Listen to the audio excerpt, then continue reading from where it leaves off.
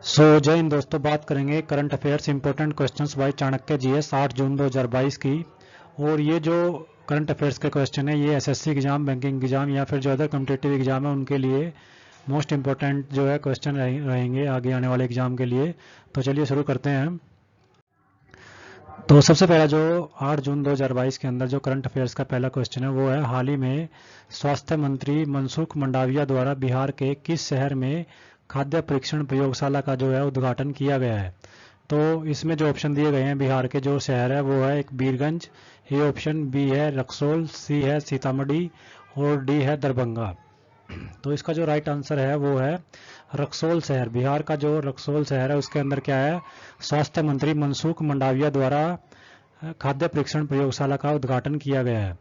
तो इसके कुछ मेन पॉइंट जो है हम देख लेते हैं एक्सप्लेनेशन के द्वारा। वो है, बिहार के रक्सौल के अंदर क्या है कि केंद्रीय और स्वास्थ्य मंत्री जो है परिवार कल्याण स्वास्थ्य मंत्री द्वारा केंद्रीय स्वास्थ्य और परिवार कल्याण और रसायन और उर्वरक मंत्री जो है मनसुख मंडाविया ने क्या है कि FSSAI की राष्ट्रीय खाद्य प्रयोगशाला का उद्घाटन वहाँ पे किया है रक्सौल शहर के अंदर। उसके बाद क्या है कि भारत नेपाल के बीच हुए द्विपक्षीय समझौते के तहत इस प्रयोगशाला की क्या है कि स्थापना नेपाल से रक्सौल में आयातित खाद्य पदार्थों के नमूनों की जांच में लगने वाले समय को कम करने के लिए की गई है। तो भारत नेपाल के समझौते के द्विपक्षीय समझौते के अनुसार क्या है कि इस संस्थान की इस प्रयोगशाला की क्या है कि उद्घाटन जो है वहाँ पे किया गया है।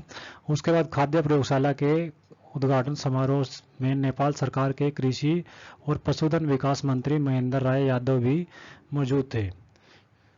नेक्स्ट क्वेश्चन देखते हैं हम।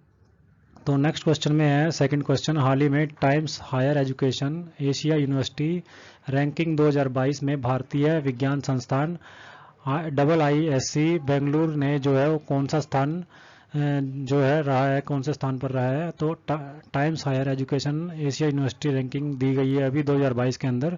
तो उसमें ए ऑप्शन है 42वां, बी ऑप्शन है 65वां स्थान, या फिर सी ऑप्शन है 68वां और डी ऑप्शन है 87वां। तो भारत का जो बेंगलुरु के अंदर IISc संस्थान है, विज्ञान संस्थान है, वो 42वें स्थान के ऊपर रहा है। तो इसका जो राइट आंसर रहेगा वो रहेगा ए ऑप्शन।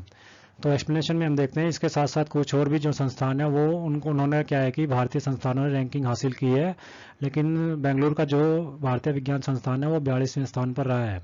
तो Time Higher Education Asia University Ranking 2022 के अनुसार क्या है कि टाइम्स हायर एजुकेशन द्वारा ये क्या है कि जारी की गई थी, और इसमें भारतीय विज्ञान संस्थान जो है बेंगलुरु देश का श्रेष्ठ जो है संस्थान बना रहा, और यह है 42वें स्थान पर फिलहाल क्या है काबिज है। उसके बाद नेक्स्ट इसमें जो पॉइंट है वो है हमारा भारतीय विज्ञान संस्थान जो बेंगलुरु है वो 42वां स्थान, जैसे कि अभी हमने बताया। उसके बाद JSS Academy of Higher Education and Research जो है उसका 65वां स्थान रहा है। भारतीय प्रौद्योगिकी संस्थान रोपड़ ने 68वां स्थान प्राप्त किया है, और भारतीय प्रौद्योगिकी संस्थान जो इंदौर है उसके अंदर उसका जो है 87वां स्थान जो है उसने प्राप्त किया है। तो ये कुछ जो है स्थान वो हायर एजुकेशन जो यूनिवर्सिटीज है, जो संस्थान है, उन्होंने क्या है प्राप्त किया है। इसमें सबसे ऊपर 42वां संस्थान है भारतीय विज्ञान संस्थान बेंगलुरु के द्वारा, जो Times Higher Education Asia University Ranking 2022 के अनुसार स्थान उनको मिला है। नेक्स्ट क्वेश्चन की बात करते हैं। तो हाल ही में गृह मंत्री अमित शाह ने राष्ट्रीय जनजातीय अनुसंधान संस्थान NTRI का जो उद्घाटन कहाँ पर किया है। तो ए ऑप्शन है जयपुर, बी ऑप्शन है रायपुर, सी ऑप्शन है इंदौर और डी ऑप्शन है नई दिल्ली। तो जो गृह मंत्री अमित शाह जी हैं उन्होंने राष्ट्रीय जनजातीय अनुसंधान संस्थान का जो NTRI का उद्घाटन है वो नई दिल्ली के अंदर किया है। तो राइट जो आंसर आएगा वो आएगा नई दिल्ली के अंदर राष्ट्रीय जनजातीय अनुसंधान संस्थान। तो गृह मंत्री अमित शाह ने 7 जून 2022 को नई दिल्ली में राष्ट्रीय जनजातीय अनुसंधान NTRI का क्या है कि उद्घाटन किया है। और जनजातीय कार्य मंत्रालय ने आज़ादी का अमृत महोत्सव समारोह के अंतर्गत यह आयोजन वहां पर किया है। उसके बाद इसमें राष्ट्रीय जनजातीय अनुसंधान संस्थान NTRI प्रतिष्ठित अनुसंधान संस्थानों, विश्वविद्यालयों, संगठनों के साथ साथ शैक्षणिक निकायों और संसाधन केंद्रों के साथ सहयोग और नेटवर्क स्थापित करेगा। बात करें नेक्स्ट क्वेश्चन की।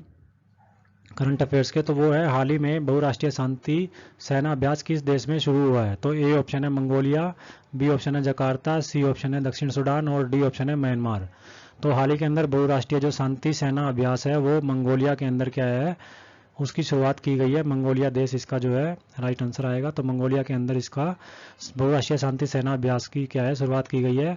एक्सप्लेनेशन में हम देखते हैं तो बहुराष्ट्रीय शांति सेना अभ्यास मंगोलिया के अंदर शुरू हुआ है और इस अभ्यास में भारत समेत 16 देशों की सैनिक टुकड़ियां भाग ले रही है। मंगोलिया के राष्ट्रपति उखनागिन जो है खुरेलसुख ने इस अभ्यास का क्या है, उद्घाटन किया है।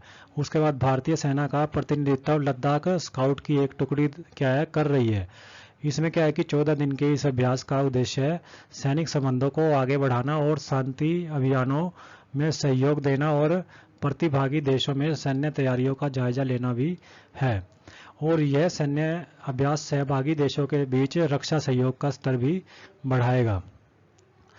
तो नेक्स्ट क्वेश्चन देखते हैं। इसमें हाल ही में ड्रोन स्टार्टअप ग्रूड एरोस्पेस ने अपना ब्रांड एम्बेसडर किसे नियुक्त किया है। तो ए ऑप्शन है रविंद्र जडेजा, बी ऑप्शन है रोहित शर्मा, सी ऑप्शन है विराट कोहली और डी ऑप्शन है महेंद्र सिंह धोनी। तो इसका जो राइट आंसर है वो है महेंद्र सिंह धोनी।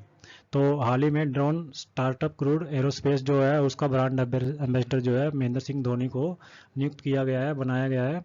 तो इसमें पूर्व भारतीय कप्तान जो है Mahendra Singh Dhoni drone startup crude aerospace के शेयर धारक और ब्रांड एम्बेसडर दोनों हैं। तो ब्रांड एम्बेसडर भी है और साथ में उनके शेयर्स भी है इसके अंदर। तो क्रूड एरोस्पेस चेन्नई स्थित स्टार्टअप है और इनकी जो है ड्रोन निर्माण सुविधाओं का उद्घाटन फरवरी में प्रधानमंत्री नरेंद्र मोदी ने यहाँ पे किया था।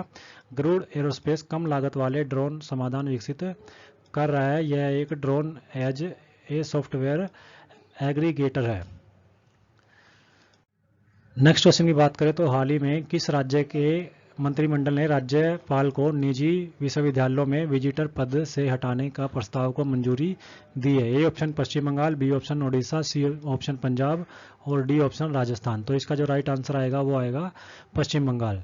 तो पश्चिम बंगाल ने क्या किया है, मंत्रिमंडल ने राज्यपाल को निजी विश्वविद्यालयों में विजिटर का जो पद है उससे हटाने का प्रस्ताव को मंजूरी दी है। कैबिनेट ने मुख्यमंत्री ममता बनर्जी की सभी सरकारी विश्वविद्यालयों का कुलाधिपति बनाने का प्रस्ताव को भी मंजूरी दी है। नेक्स्ट जो क्वेश्चन है वो है हाल ही में जो है राष्ट्रीय वायु खेल नीति 2022 की घोषणा किसने की है। तो ए ऑप्शन है राजनाथ कोविंद, बी है मनसुख मंडाविया, सी है ज्योतिरादित्य सिंधिया और डी ऑप्शन है निर्मला सीतारमण। तो इसके अंदर जो राइट आंसर आएगा वो आएगा ज्योतिरादित्य सिंधिया। तो नागरिक उड्डयन मंत्री ज्योतिरादित्य सिंधिया ने नई दिल्ली में पहली बार राष्ट्रीय वायु खेल नीति 2022 की घोषणा की है और इस नीति का उद्देश्य वर्ष 2030 तक भारत को वायु खेल वाले प्रमुख देशों में शामिल करना है। इस नीति के माध्यम से एरोबेटिक्स, बैलूनिंग या ग्लाइडिंग, पैराशूटिंग, पावर्ड एयरक्राफ्ट और रोटरक्राफ्ट सहित 11 हवाई खेलों को बढ़ावा दिया जाएगा। आठवां जो क्वेश्चन है करंट अफेयर्स में वो है हाल ही में leader in climate change management कार्यक्रम की शुरुआत किसने की है।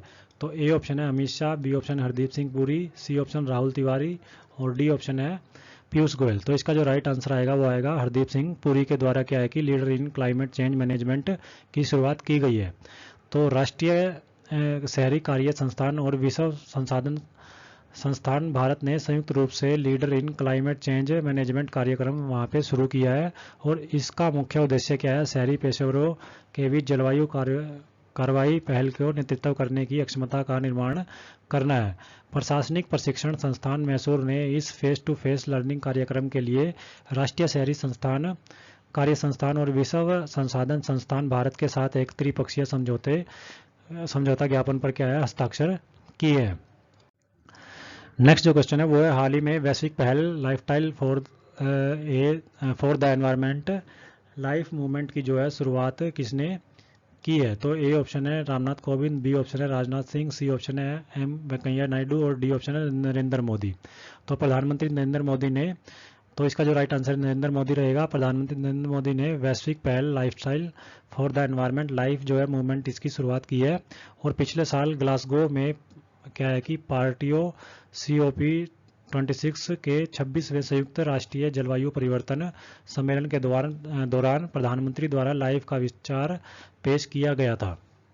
तो लाइफ मूवमेंट की जो शुरुआत है वो प्रधानमंत्री नरेंद्र मोदी के द्वारा की गई है, जिसको हम वैश्विक पहल लाइफस्टाइल फॉर द एनवायरनमेंट भी बोल सकते हैं। नेक्स्ट जो लास्ट क्वेश्चन है करंट अफेयर्स के लिए वो है, हाल ही में किसने भारत का पहला बैंकिंग मेटावर्स किया वर्स जो है वो लॉन्च किया है। तो इसमें ऑप्शन है kia.dcb,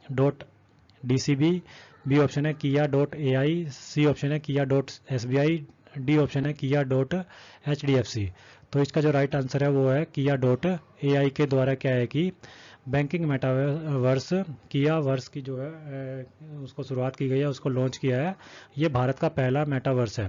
इसमें क्या होता है कि kia.ai के द्वारा एक डिजिटल समाधान प्रदाता जो विश्व स्तर पर वित्तीय संस्थानों और सरकारों की सेवा कर रहा है ने भारत ने पहले बैंकिंग मेटावर्स किया वर्स की क्या है कि लॉन्च किया है। और इसमें क्या है कि पहले चरण में किया वर्स बैंकों को सेवाओं के माध्यम से ग्राहकों और भागीदारों और कर्मचारियों के लिए अपने स्वयं के मेटावर्स का विस्तार करने का अनुमति देगा, जिसमें रिलेशनशिप मैनेजर और पीर अवतार और रोबो सलाहकार शामिल होंगे। तो ये था करंट अफेयर्स 8 जून 2022 के लिए। और इसमें मोस्ट इंपॉर्टेंट क्वेश्चन है जो बैंकिंग एसएससी एग्जाम या अदर कॉम्पिटिटिव एग्जाम के लिए क्या है इंपॉर्टेंट है, महत्वपूर्ण है। तो करंट अफेयर्स से जुड़ी जानकारियों के लिए और साथ में जनरल अवेयरनेस के लिए चैनल को सब्सक्राइब करना न भूलें और इस वीडियो को ज़्यादा से ज़्यादा शेयर कीजिए। Thank you.